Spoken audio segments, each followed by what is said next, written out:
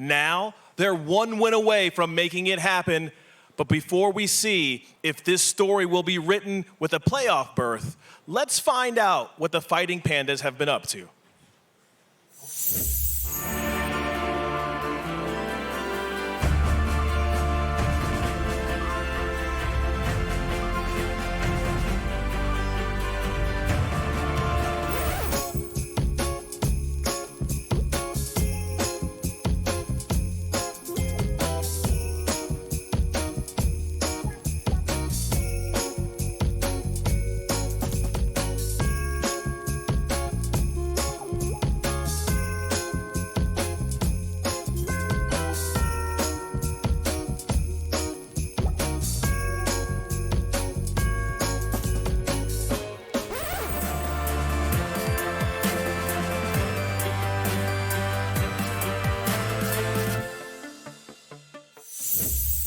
Everyone, please welcome the Fighting Pandas!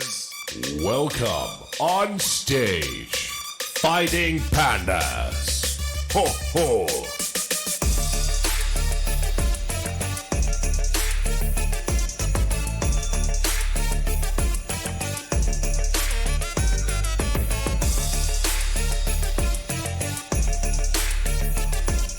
Before you guys get into this super important match, has the disrespect that the internet and other people given to you been a little bit more of a fuel to your fire than normal? It definitely plays a small part. It's nice to prove other people wrong and kind of prove myself right that all these time and years I spent playing this game is for something. Well, it's definitely for something. Good luck today. They are only one match win away from booking their ticket to the playoffs, but between that and them is going to be Team Gambit, and let's see what they've been up to at the ski resort.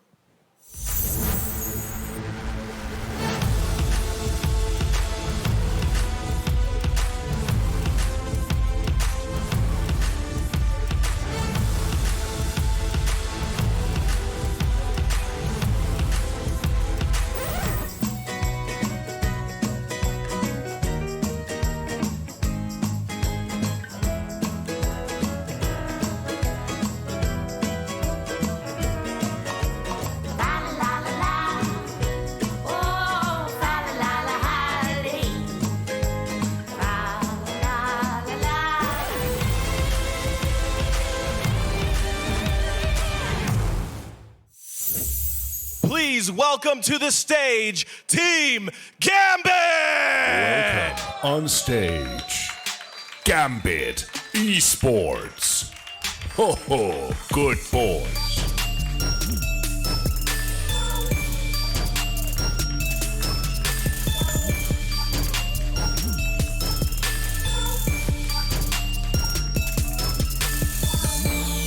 So, my question to you is, with the way you're playing, everyone seems to feel like you may now be one of the teams that's the best of the teams that haven't lost. How do you keep up that momentum and get that ticket to the playoff?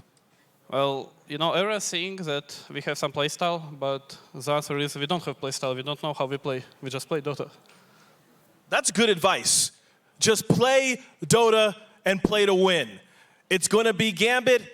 It's going to be Fighting Pandas. We don't know, but let's send it back to Rich in the studio. Thank you very much. Yeah, I think when we look at both of these teams, too, we just keep in mind how great they have looked, right? They're in the good spot right now when you are actually deciding everything. You don't want to drop down to be in that scary matchup against Enigma where you don't have that lifeline. You still have it here. We haven't actually talked about the matchup that much yet. We were talking a lot before they actually took the stage about everything that happened in Group A, about how Group B looked as a whole. So let's actually zoom in on this matchup and talk about how these teams actually stylistically have been playing in this new patch. Let's actually start off by talking about the Fighting Pandas, Kyle. I think that they've got to continue to. We've only seen them in one series, right? And it's going to be key to me that they have a draft with like a natural power spikes, like drought lineups, mag lineups. Gambit's tough because they utilize a lot of global mobility. They can play a lot of complex heroes, notably Wisp and Chen. And I'm afraid for Fighting Pandas if they try and play something without natural spikes. Like, I need them to be able, like, 15 minutes, oh shit, they're strong. And I'm just concerned that they're going to do something funky. I don't want to see, I don't know, just a naked troll as an example. If Envy's going to play a carry, I want it to have some steroid to go with it. Another concern for me for the Pandas is when you saw how Bryle played the mid matchup against Weehaw yesterday. I think it was the game with Shadowfiend against Lina. He got solo killed 2 or 3 times. Yeah. You don't give GPK that kind of. No. So he needs to control his temper in the mid lane. Don't overextend. I would say so far from what we've seen from the teams, I think a GPK with a lead is scarier than a Weehaw with a lead. Yeah. Overall, in terms of their just individual performance so far. So iron out those mistakes and don't get crushed in the lanes. Gambit are aggressive in their laning stage when they have the right heroes. Would you say then that your focal point, that key player matchup, is going to be mid for you? Is that where you're going to be keeping your focus? I think so. Okay, overall, cool. yeah. So we're going to be paying attention to mid. Let's talk a little bit more, though, about Gambit and what we do expect. Sin started to talk about it. Kyle, what are you thinking? I'm looking at FNG. I think the other key component here is the FNG versus Moon. You know, he's new to the 5 position. He's not exactly a very experienced support player. And FNG is arguably some people would say he's the best. Most people would put Solo in that position, of course, based on VP's results. But he's in your top 2. He's one of the best captains and has been such for almost half a decade at this point. And they're going to have more experience as a unit as well. I trust in Gambit. I think that they're going to be more consistent. Again, that's what the Fighting Pandas is all about, the variance. They can come out here and look terrible. They can come out and crush. Speaking of looking terrible, with that black eye, you look so sick. Like, you actually look ill. It's freaking me out. Like, you look like you have Ligma. What's that? Ligma balls. All right, but let's talk about the matchup. That's even worse than not doing the joke. I know. I didn't think he's supposed to. I just thought he was going chuckle. to be creative and do Yeah, something. it's terrible. What? We expected more from you. I took a punch for this joke. You don't know the whole thing? With what happened? With the blue-headed chap? Can we not? Yeah, we don't have to. We were talking about please Zoomers don't. a little bit earlier. I guess. This one's for the Zoomers. All right, let's keep talking about the matchup, though, just a little bit. That's a great idea. We talked stylistically about what you expected on the side of Fighting Pandas. You said you need some spiky action going on. What are you looking for stylistically for Gambit? Sind already mentioned they can have incredibly fast starts. He's looking at their laning phase. What are you looking at? I want to see both their 2 cores, Dream and GPK, get off to good starts, and I want to see them on more mid-game. I like Gambit a lot when they have heroes like Wisp Chen that accelerate their timings. You can play a lot faster around the map. You can stay on map a lot longer with a variety of different cores. Like PLSF as an example, PLTA. Oi! Thanks, Rich. Appreciate it. Yeah, let's get into it. Finally, something useful on the panel from you. Just kidding. Let's get him again. Get his ass. Yeah, don't zoom in on my handshake, and let's zoom in on the draft. Let's put our eyes there. Let's actually pay attention to something that matters. Sind, as we do start to move through right now, I do kind of want to take the opportunity, as some of the earlier bands do come in, to talk about what you've seen overall. For anybody who's like, okay, we're starting to get to the end of the day. I want to tune in. I want a quick refresher. Have you started to see anything really pop out in the meta, stand off the page to you? Well, outside of the normal bands with IO Treant, Tiny, Magnus has definitely risen in popularity. I was saying, I think in the previous series, I was like, I feel like this hero is underrated by being 10th pick. I think it should be first pick or second phase. It does too much. AoE, BKB, piercing, disable, damage amplification for yourself and an ally, incredibly tanky, a mobility tool that also functions as a disable. And he can jungle if he loses his lane, Yeah, level 4, it's because ridiculous. Empower is so good. You can be a carry, you can be good. mid, whatever matchup, you're a strong laner. Like we saw Mag go against Monkey King. Yeah, it wasn't great, but it wasn't losing like almost every other melee hero would hard. Yep. It's just not fair. Is it in this pool? It's banned. Good. That's was that a Gambit ban? Treant got through. It's the first time. Oh, what do you know? We're going to see a new hero. I'm always afraid. Gambit, obviously a second pick. They know that they're leaving Tree. They're comfortable if it gets to them. However, you got to assume they came into this with a 1-2 prepared and response, as that is arguably the most popular hero in the meta right now in the Treant. I believe it's 100% pick ban this far. It's been banned every game. It's the first time it gets picked. But it's 100% pick plus ban is what you're saying. Absolutely, yes. With 0 picks. 1 pick. Correct. Good one, Kyle. You got him, Kyle. Got him. Well, the first thing I'm thinking about when I see Treant, I think Batrider. It's one of the best heroes against Treant, whether it's core or support. You can burn down the trees. You can find him in the tree line with Sticky Napalm, giving that flying vision. And Batrider in this patch can play 3 roles, just hands down 3, 4, 5. I agree, but I think a bad Omni. I think you can't pick Bat this early is my concern. It's just too easy to deal with the lasso. The thing for me is, they're not going to pick either. If you pick it because you have a player like Joshua, who's an incredible Batrider player. It's one of his absolute best heroes. I think his 2 most played heroes of all time in competitive are Batrider and Darkseer. I'm pretty sure about that. Now, keep in mind the change to Puck in that recent patch is that if you Waning Rift while rooted, you won't move, you'll still cast Silence. So a slight nerf in the matchup up against Treant. I think CM, another underrated hero, it kind of fits into this concept of staying on map and also sustain. Like, you now all of a sudden can push waves more efficiently. You can farm faster, more effectively because you can just waste your mana. It doesn't matter. You've got the aura. And there's another combination that we've seen quite often. Some sort of stun plus a disruptor. That's going to be your support duo coming out for the Pandas. And this makes me think that the Treant is position 4 because we've had Moonmeander play disruptor every game. And Aoi is a tree player. Yeah. He is one of those just, what's the word for that? Who enjoys playing tree?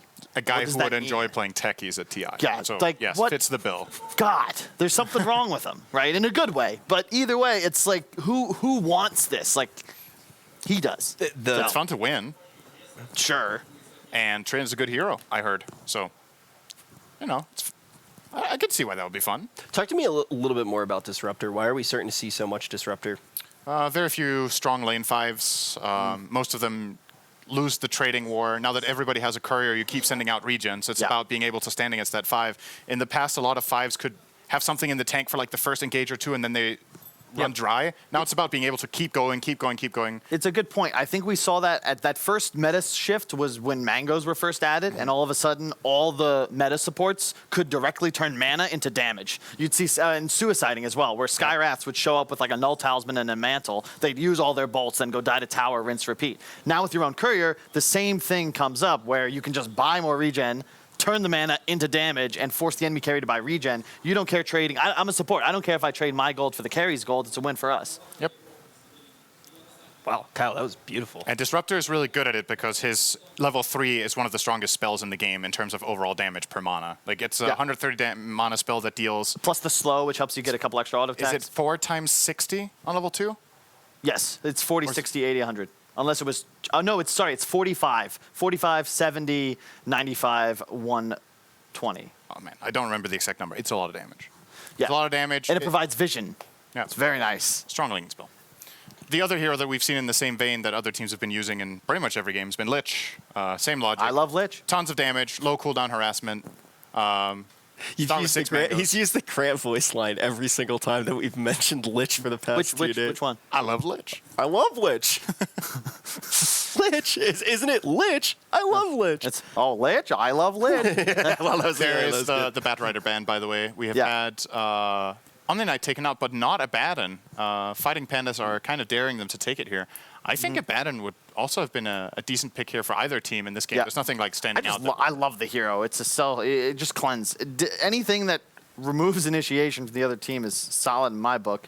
I like the shim rankings of their draft, though. Gambit, they love to do this where you have 3 super solid heroes, right? Tons of cheap disable. You've got a lot of lockdown, solid team fight, and your cores are still very open. They haven't revealed their win condition at all. They've just built a really nice framework to go around whatever it is they want to put the game on. So they still have a lot of flexibility. Yes. Yep.